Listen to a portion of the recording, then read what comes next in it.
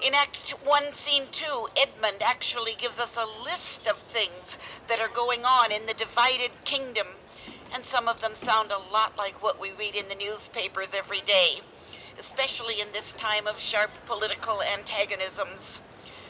Edmund says, unnaturalness between the child and the parent, death, dearth, dissolutions of ancient amities, divisions in state, menaces and maledictions against king and nobles, needless differences, banishment of friends, dissipation of cohorts, and I know not what. Oh, we could talk about a lot of those things. But the topic I finally settled on for this show talk is a theme that might be particularly meaningful for many of us nowadays: issues of aging. I came into the world just ahead of the huge spike in numbers of babies who were born after World War II. Many of you are baby boomers, born between 1946 and 1960. In any case, we are all getting older, or we have elderly parents. And so I have titled my talk for tonight, Lear's Lessons for Baby Boomers. Of course, even as I focus on problems of aging, many of the other themes I mentioned will be intertwined. And just in case you were wondering, King Lear tells us in Act 4 exactly how old he is. I am a very foolish, fond old man, 80 and upward, not an hour more nor less, and to deal plainly, I fear I am not in my perfect mind. Well, there you have it. Lear is over 80 years old with declining mental powers. Lear's top 10 lessons for baby boomers are going to take us through the action of the play, along with some of Shakespeare's own language. So this play is just brimming with great quotations, great lines. To begin with Lesson 10, never put a price on love. In Act 1, Scene 1, King Lear holds a public ceremony that virtually forces his daughters to purchase their inheritances by feeding his ego with exaggerated declarations of love. Or maybe the lesson of this scene, the so-called love test for the division of the kingdom, is that when you decide how to apportion your goods among your heirs, knowing someone's character is a far better criterion than how many shots of dopamine you get from their flattery. After Lear rashly awards honest Cordelia's share of the inheritance to her hypocritical two older sisters, Goneril and Regan, they huddle together and express what they really think about how full of changes his age is, and how his poor judgment is the infirmity of his age, and how they need to watch out for his unruly waywardness that infirm and choleric years bring with them. Lesson number 9. Make way for youth while you can still be part of the transition process. We hear all the time that in today's economy, older people cling to their jobs past the normal age of retirement, and thus there are fewer job openings for young people. That's exactly the argument in the letter that the disgruntled, illegitimate Edmund prepares and gives to his father Gloucester, on the pretense that it was written by the good son Edgar. This policy and reverence of age makes the world bitter to the best of our times, keeps our fortunes from us till our oldness cannot relish them. Edmund continues the falsehood by claiming that his brother believes that sons at perfect age and fathers declined, the son should manage his revenue. Edmund will reiterate that same point in Act 3. The younger rises when the old doth fall. Lesson number 8 comes from that same Act 1, Scene 2, in which Edmund spins a deceitful web of lies, first to his father about his brother, and then to his brother Edgar about their father. The lesson to help you avoid getting caught in such a web is: don't think like a victim. or in other words, shake off that culture of grievance. Or in Shakespeare's words, Edmund expresses contempt for his father, who seems to blame his problems on eclipses of the moon, or anything other than himself.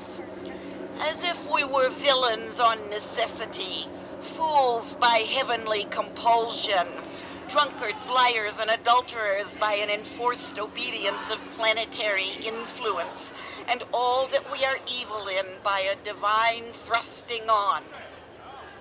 Of course, we today can recognize that Edmund is a sociopath, one without conscience or empathy, yet skilled at manipulating others, as we see him do, first with his father Gloucester, and then in the scene with his brother Edgar.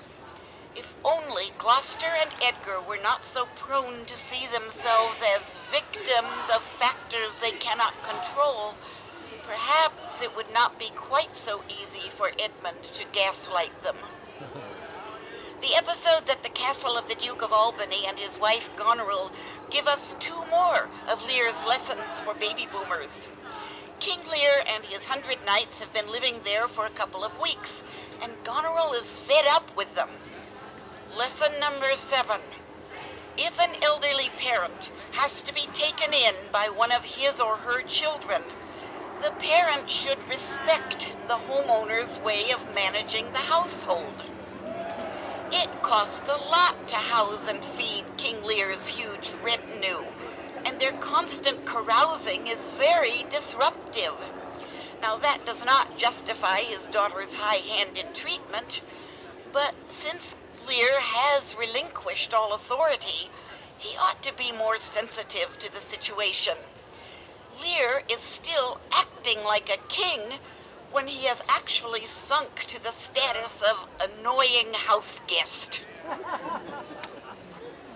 Goneril tells her steward what she really thinks of her father. Idle old man, that still would manage those authorities that he hath given away. Now, by my life, old fools are babes again. Lesson number 6. With the aging mind's diminishing grip on reality, it's important to have someone who can be trusted to tell the truth. The relationship between King Lear and the fool is central to the play, for the fool is a voice of reason disguised as a comedian. Since Cordelia was the truth-teller in the first scene and does not appear again until after the fool is gone, some productions actually cast the same actor in both roles, as both Cordelia and the fool. Indeed, in the last scene of the play, Lear refers to Cordelia as my poor fool. In any case, the fool tells King Lear some important truths. For example, thou should not have been old till thou had been wise.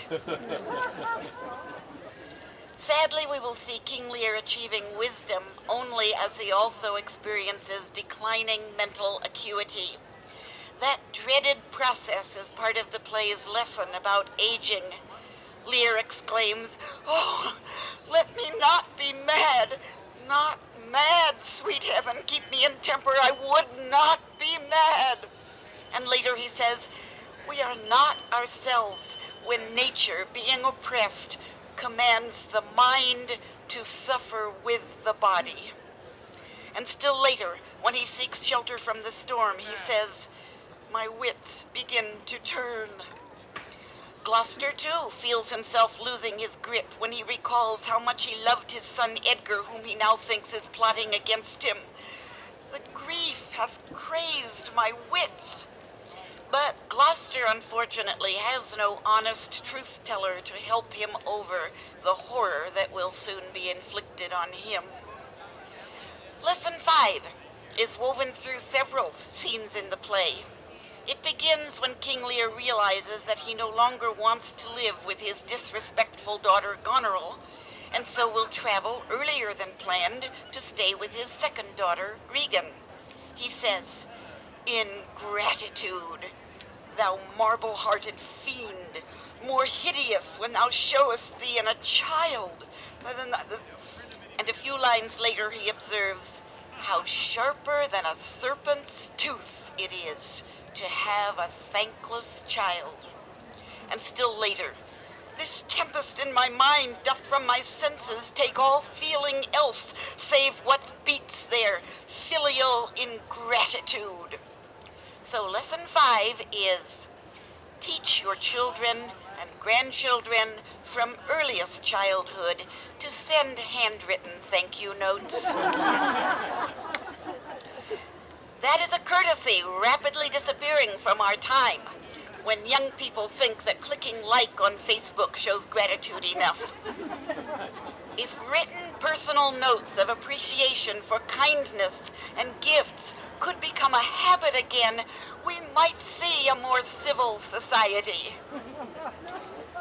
The middle section of the play is set not at the castle of Regan and her husband, the Duke of Cornwall, but at the house of the Earl of Gloucester, only a few hours' ride away.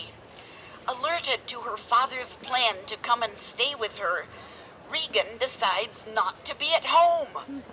And that is why everybody ends up at poor old Gloucester's place, where the bad guys take over. Historically, Gloucester's house was located near several river ports, and the land around it was not a heath, as later editors inserted into the stage directions.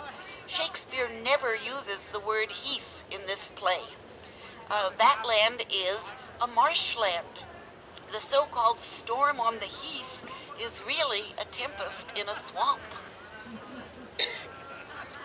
Lesson number 4. Don't act in anger, or if you do, pick your battles carefully. This lesson arises from Kent's behavior when he arrives at Gloucester's house with a message from the king and sees Goneril's slimy steward, Oswald, one of Shakespeare's many smiling rogues that can, well, just as Hamlet says of Claudius, smile and be a villain. Kent foolishly picks an unnecessary quarrel with Oswald and later tries to explain it as, anger has a privilege.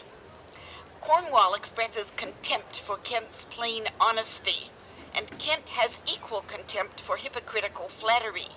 The 48-year-old Kent says, "Sir, I am too old to learn." The upshot is that Kent spends the night in the stocks, a clear insult to the king, and the beginning of Cornwall's taking liberties with Gloucester's hospitality. Later, when King Lear finds his messenger Kent in the stocks, Regan tells her father he is overreacting. "Oh, sir, you are old. Nature in you stands on the very verge of her confine. You should be ruled and led by some discretion that discerns your state better than you yourself." So Lear is saying, in effect, I'm mad as hell and I'm not going to take it anymore. And Regan is responding, get over it. Returning to the plot strand that involves Gloucester's good son Edgar and his secretly malevolent son Edmund, we come to lesson number 3. No matter how much we may suffer, there will always be someone worse off than we are. When the innocent, slandered Edgar is being hunted down, he survives by disguising himself as a raving outcast beggar named Poor Tom, a man brought near to beast. Meanwhile, King Lear is reduced to begging from his daughter Regan. "On my knees, I beg that you'll vouchsafe me raiment, bed, and food." This is a former king asking his trusted beneficiary for the most basic elements of existence, food, clothing, and shelter. But he comes to realize that man's life is cheap as beasts. After he finally sees the truth about his daughters and leaves Gloucester's house accompanied only by his fool, King Lear faces the elements and describes himself as a poor, infirm, weak, and despised old man. He also says, "I am a man more sinned against than sinning." One of the most moving speeches in the play is during the storm, when Lear learns compassion for the less fortunate. Poor naked wretches, wheresoe'er you are, that bide the pelting of this pitiless storm, how shall your houseless heads and unfed sides, your looped and windowed raggedness, defend you from seasons such as these? Oh, I have taken too little care of this. King Lear sees poor Tom in all his virtually naked misery as a poor, bare, forked animal.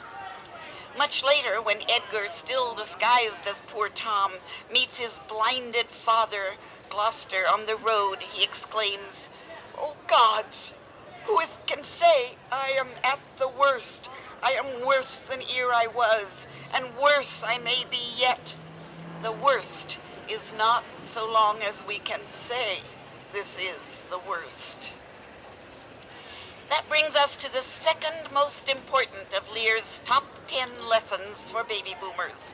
So listen up, old people. Lesson number 2, keep going. Gloucester thinks he will end it all by throwing himself off the white cliffs of Dover. When that doesn't work, he decides that henceforth I'll bear affliction till it do cry out itself, enough, enough, and die. And a bit later he affirms, "You ever gentle gods, let not my worser spirit tempt me again to die before you please." Because Gloucester manages to keep going, he gets to have a touching encounter with King Lear and a fully gratifying reconciliation with his good son Edgar before he dies. The other 2 old guys also keep going. Lear is quite demented when he escapes from those who carried him in a litter to Dover. As he wanders about in a daze, he makes a crown of spring flowers for himself, for he still knows himself to be every inch a king. He keeps going because there is reason in madness. And the payoff is that Lear and Cordelia come full circle as father and daughter, with forgiveness and love. And King Lear also has a flash of lucidity for his recognition scene with Kent, the loyal Kent. And finally, we come to number 1 of Lear's top 10 lessons for baby boomers. After all the devastation, cruelty, and horror, after all the apparent randomness of barren existence in which all's cheerless, dark, and deadly, after Gloucester tells us what it means to be human in such a moral void, as flies to wanton boys are we to the gods. They kill us for their sport. After the rack of this tough world stretches us to the breaking point, we get the ultimate lesson. Lesson number 1, nature is a great balancing act. Throughout the play, from the very beginning, the characters invoke their pre-Christian gods and nature and what is deemed natural or unnatural, and it has all been beyond depressing, almost like the despair that hits us each morning when we read the newspaper. But after all that, we see that nature rebalances itself.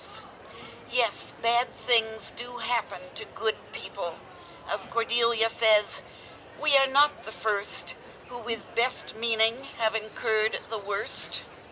And yet the wheel of fortune turns to bring justice and to set things right, at least for a time. Earlier in the play, Kent understood that eventually nature would have to make some corrective. "Fortune, good night. Smile once more. Turn thy wheel."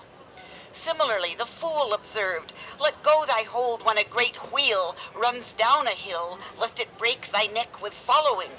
But the great one that goes upward, let him draw thee after."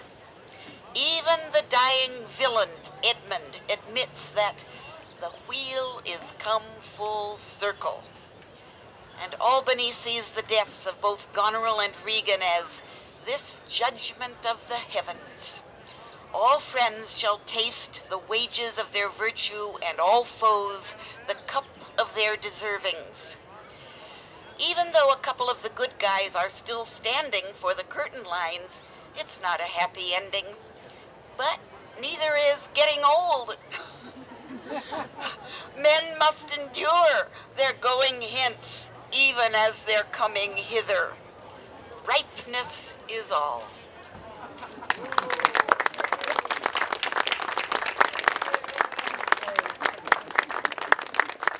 And I left you 6 minutes in case you have any questions. Yes. Oh, no, it just came hot off the computer a couple days ago.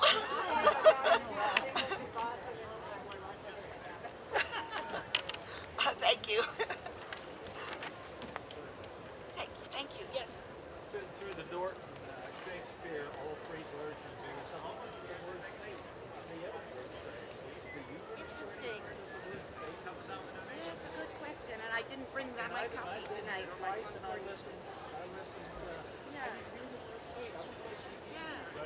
It's inherent. It is inherent. You're right. That's a very good question. Does the word fate occur in this play? And I'm not thinking of any line. Yeah. But it's certainly a fate in the sense the gods that are operating.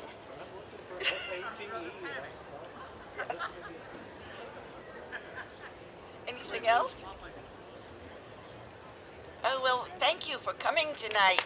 Enjoy the show.